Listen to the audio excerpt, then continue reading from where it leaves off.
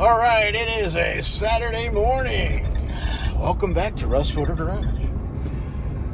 I've been trying to avoid buying anything else, straight, but then use the right two lanes to keep right onto Columbus Drive. Stuff happens. So, ran into something that I've been watching for a few months. Price is right. I'm going to get it. And the goal... Use the right two lanes to keep right. Well, I don't know. We'll figure it out when I get it. All right, we are loaded up. Check it out. 1939 Oldsmobile two-door sedan. See that? 8-cylinder car. Only made about, I think, 1,500 of them. 1939, they didn't make a whole lot of Oldsmobiles as it was.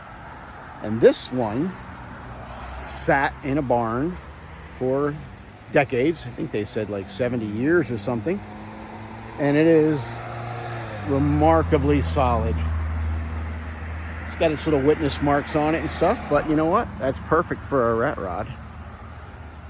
Perfect for a rat rod. Whoop, can't see in there.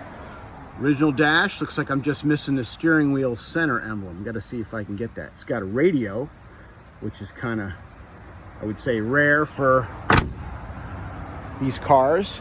A lot of people didn't want to pay for a radio. It was extra. But, very cool car. On the list to build. So what do you think? What should I do with it?